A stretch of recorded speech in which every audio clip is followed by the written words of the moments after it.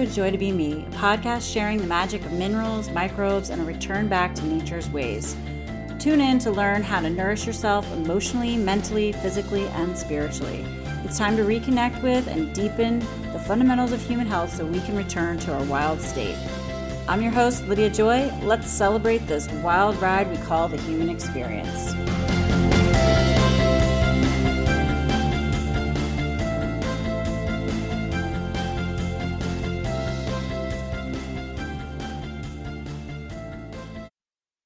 Hello, everyone, and welcome back to the Rewilded Wellness Podcast. This is Lydia Joy.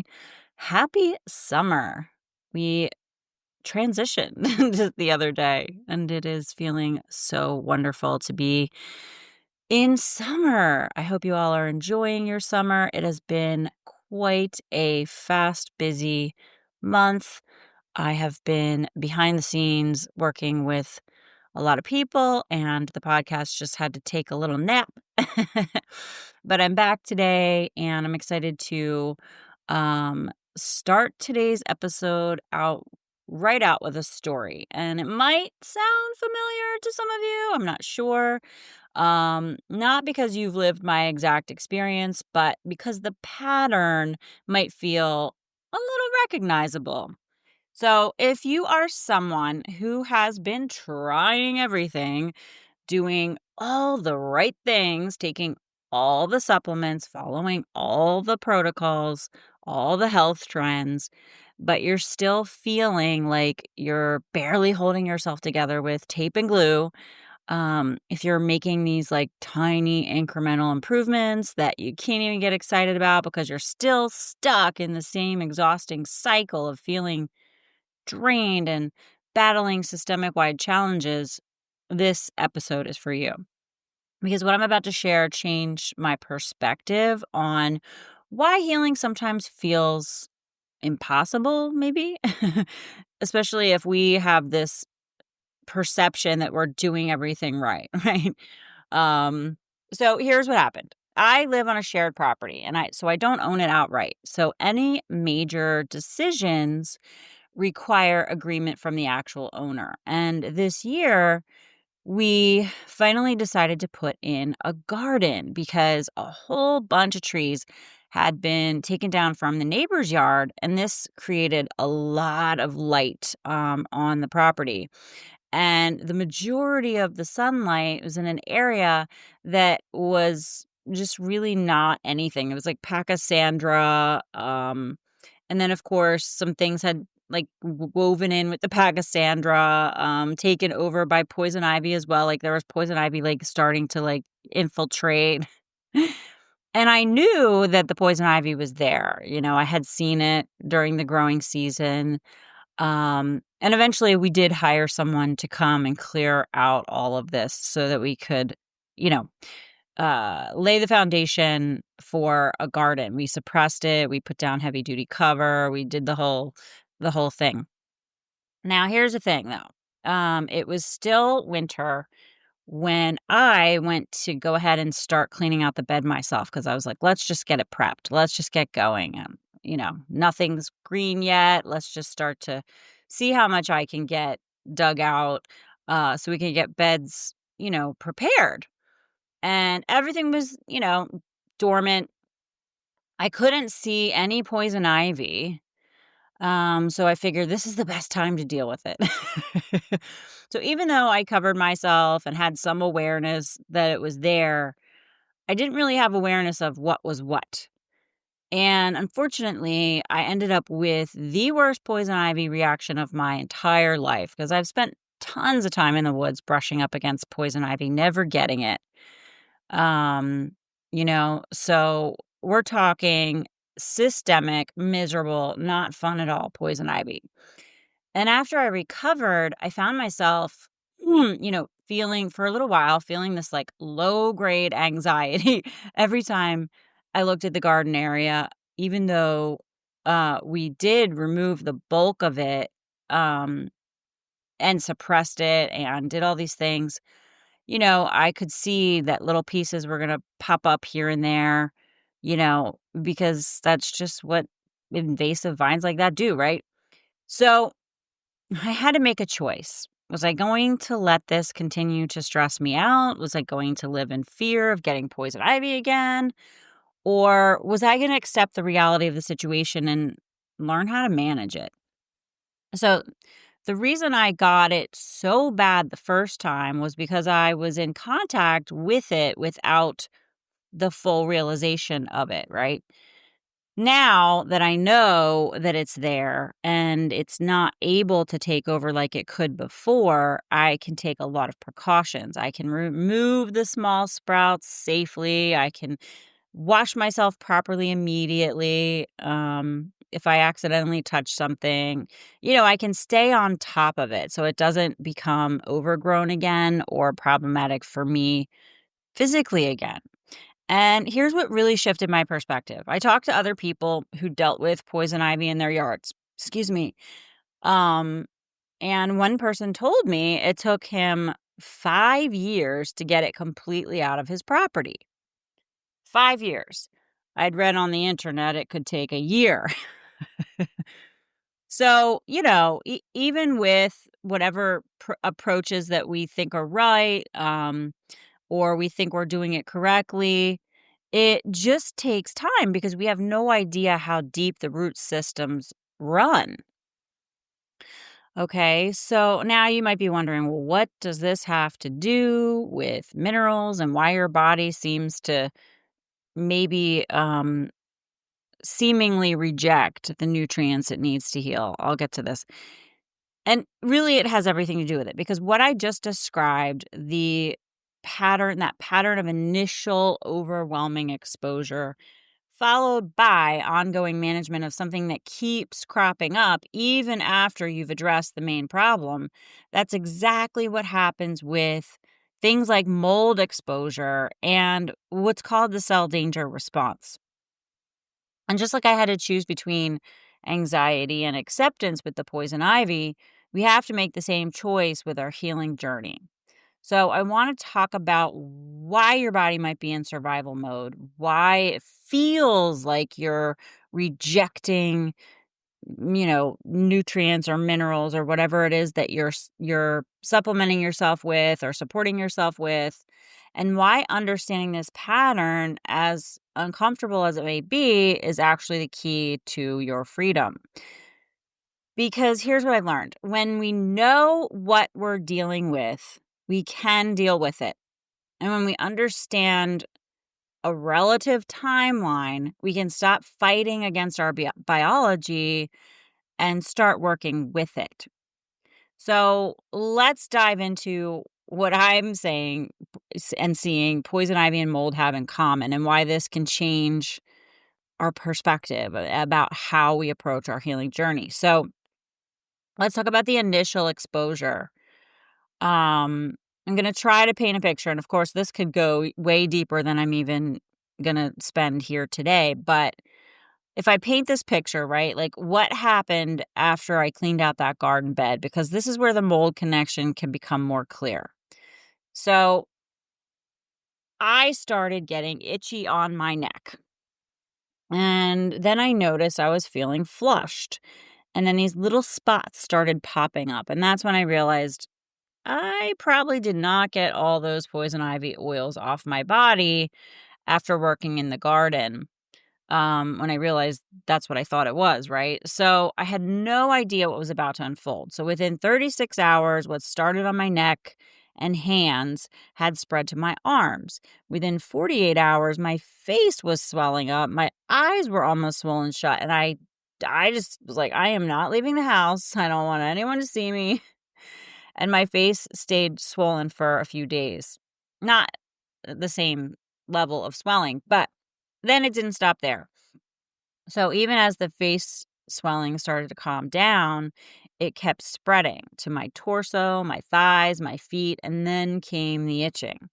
Now, they tell you don't scratch, but let's be real, that's practically impossible when you're in that state. And for an entire week, I was tormented by this itch. I was trying not to scratch, but I was giving into it, right? Every day, just getting through the day was all I could do. There were like brief moments where I felt calm and steady and the severe itching would subside. But no matter what topical treatment or support that I did, doing all the things right, because, that's what I was doing, nothing really helped much. My body just needed to do its work.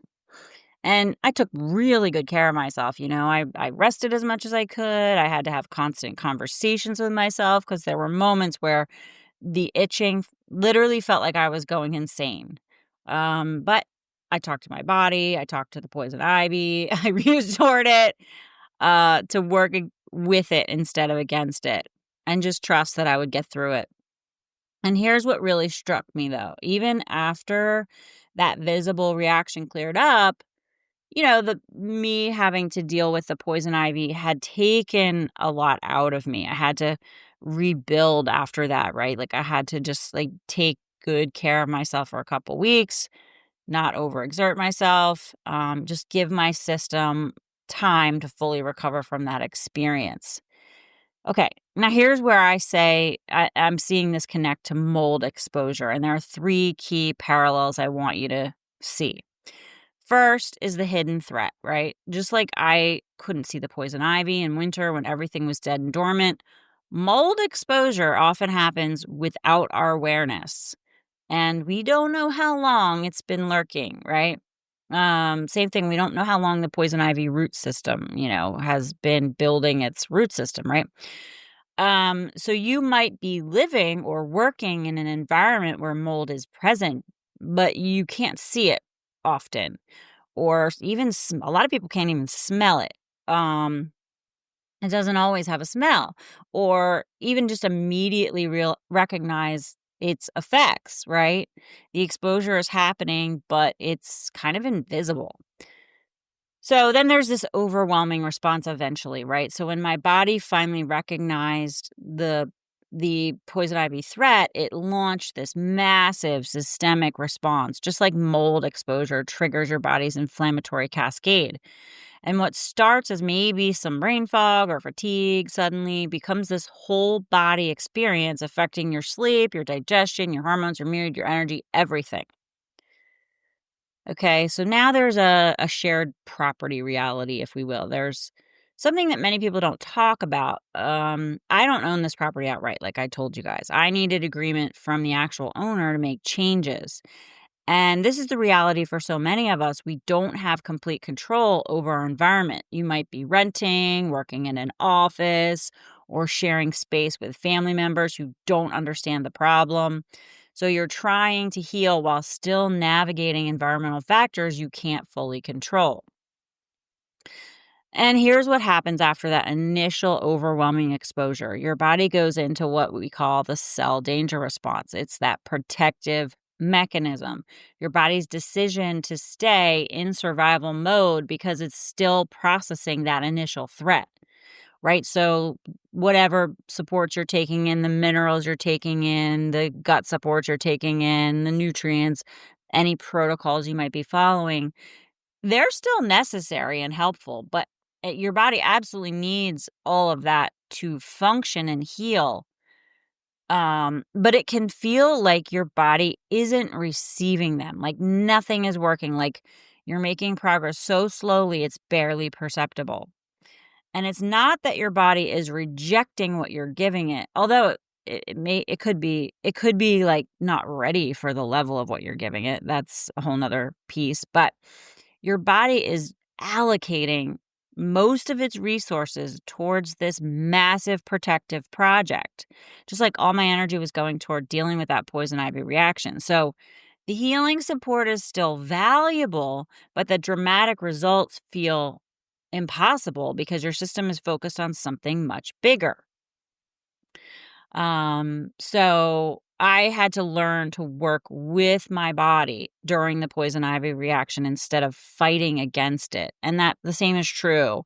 We need to learn to work with our body during our healing, recovery of anything really, especially mold. Um, but that's a tough one when you don't understand the whole picture, right? So I had like this discovery and reality check, right? Like I had a moment of realization when I saw those first spots appearing on my neck, right? There comes a point in your healing journey where you need to see what's actually happening beneath the surface. And this is where tools like hair tissue mineral analysis and biome effects become absolutely invaluable. Here's what I'm seeing more and more. The patterns we're finding in both the HTMA results and even the biome, but more so the HTMA, hair tissue mineral analysis, are very different from what practitioners were seeing 10 years, 20 years, whatever, years ago, because we're dealing with more complex long-term exposures in our environments. Not just mold, but the combination of mold, toxins, heavy metals, electromagnetic fields, medications, vaccinations, chronic stress, um, all the food industry, right? Like I could go on. And it's becoming more common, and we have to take a different approach to using these modalities and bodies of work so we can create better paths forward.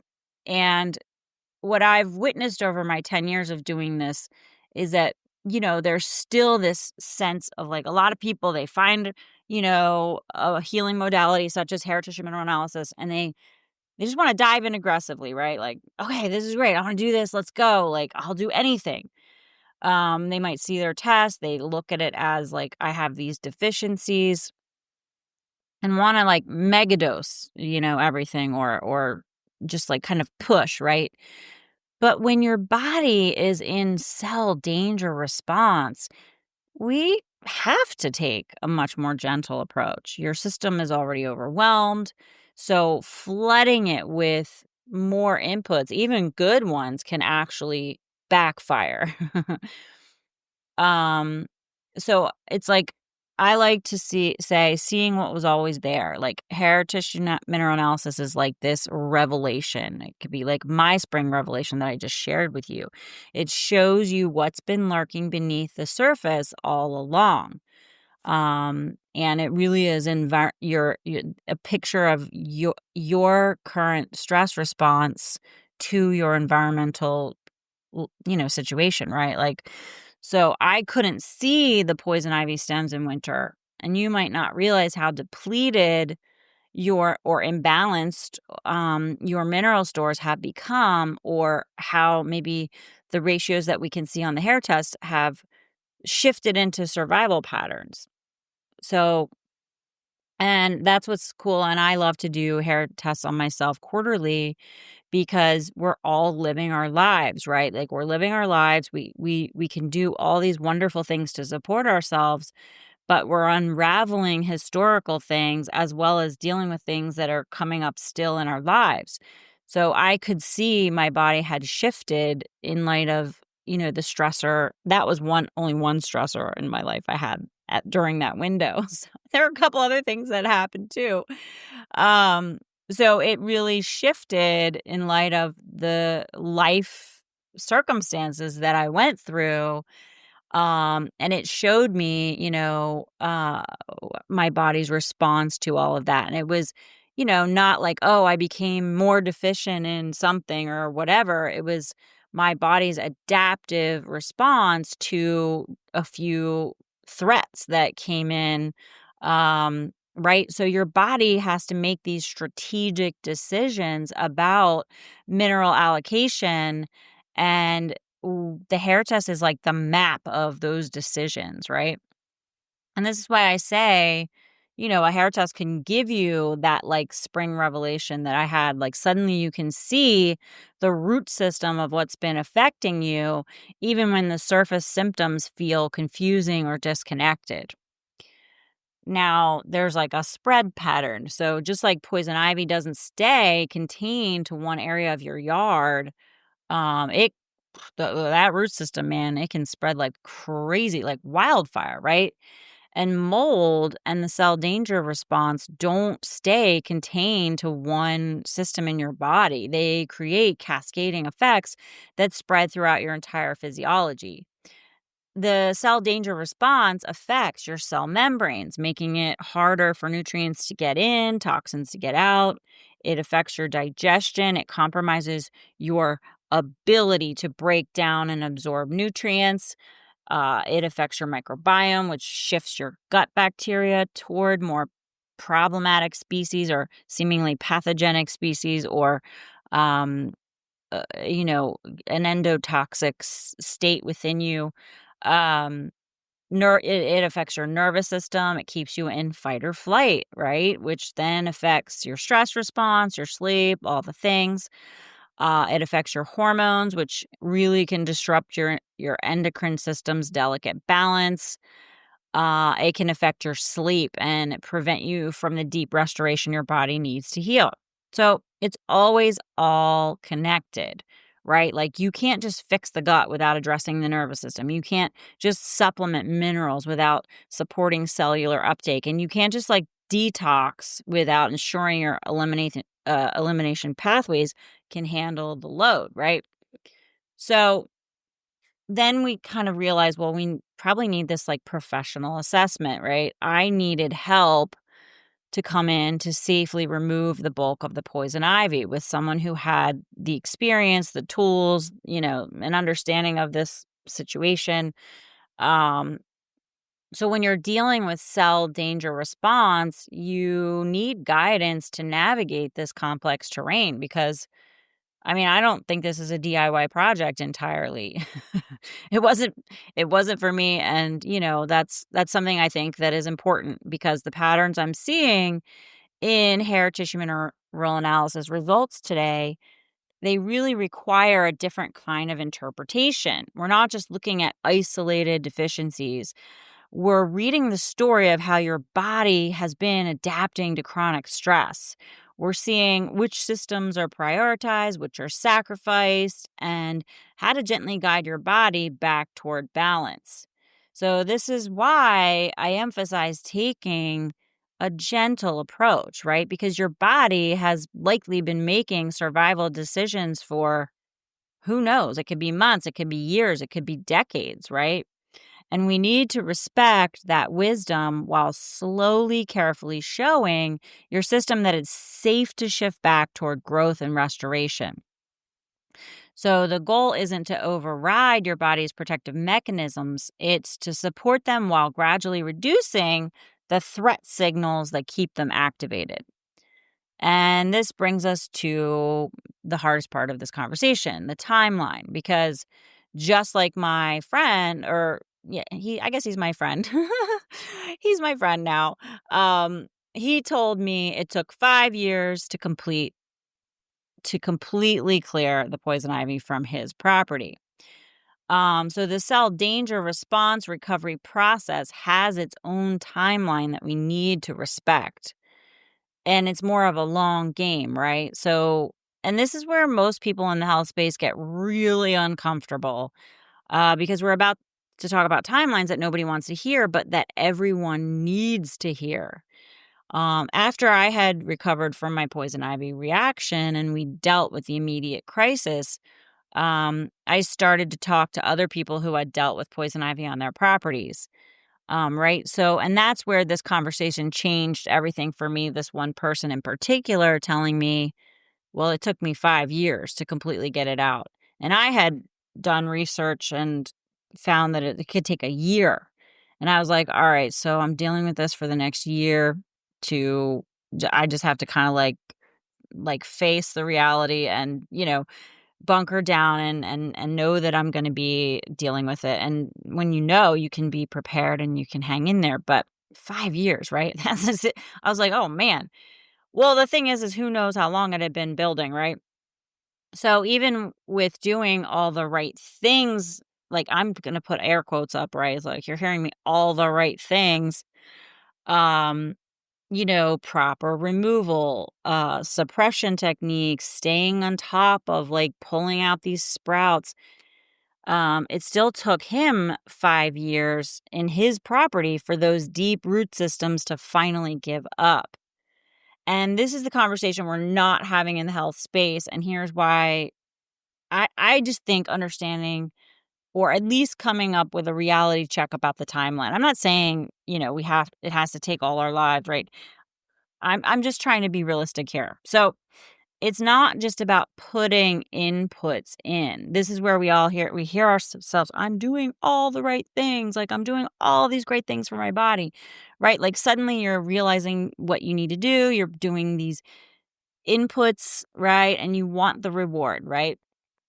Okay, so in the mineral space, maybe some of you have heard this concept of like it can take 9 months to a year and a half just to restore the reserves of one mineral. I don't know how we know this because that's confusing to me, but it's a thing that has been stated ever since I've been in the space by people who have gone before me, right?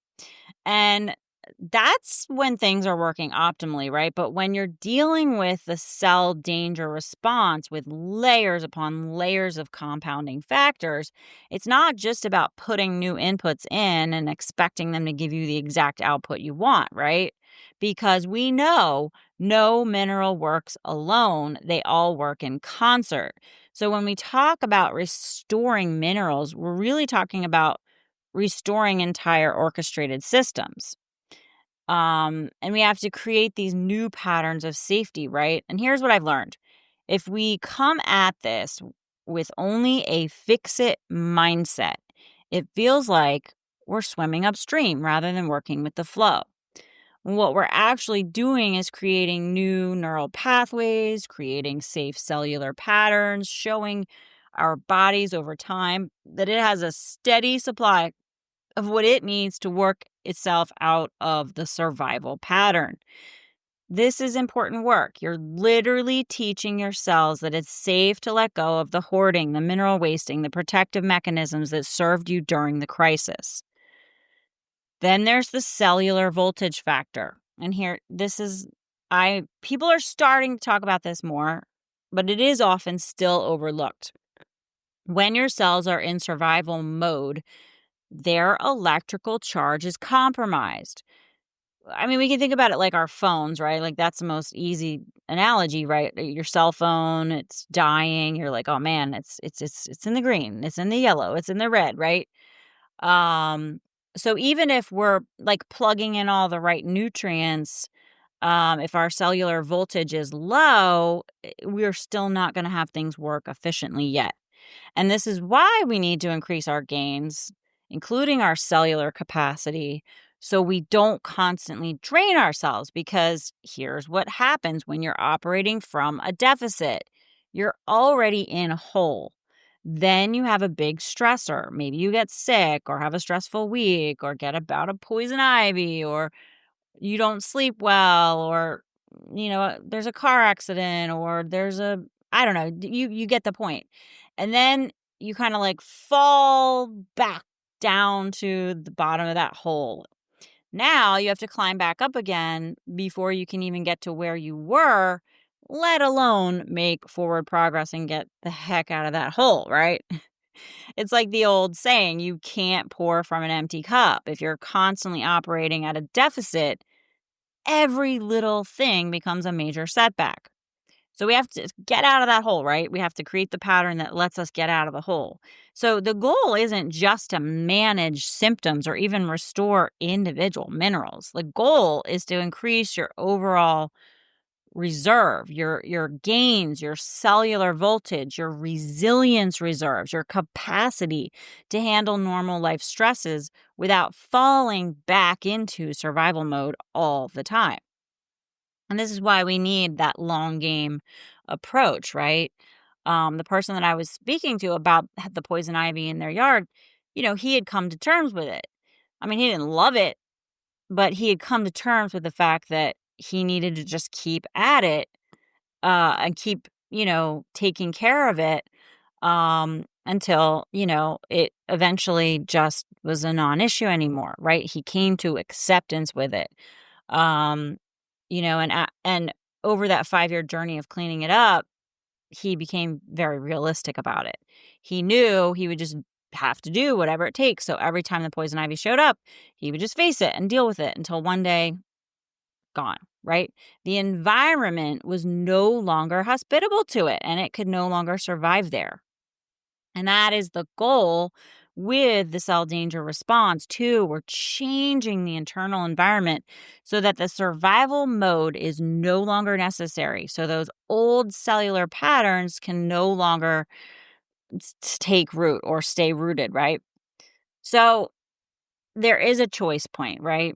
We can stay anxious about it, or we can accept it, right? And this really brings us to this moment of choice we all have to face, right? It's the same choice I had to make standing in my garden, looking at those little poison ivy sprouts popping back out, right? I could have chosen anxiety. And at first I was like, ugh, I had like this flush of stress, like, ugh, great, like I'm gonna like, I don't wanna get poison ivy like that again. Like, my fear brain was like, "Whoa, my gosh.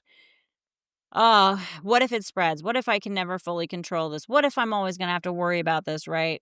But, like, that didn't really help me out. So, I chose to come to terms with it, accept it, realize, okay, this is just what's the reality of the situation, and I know how to handle it. Like, I can go in facing it.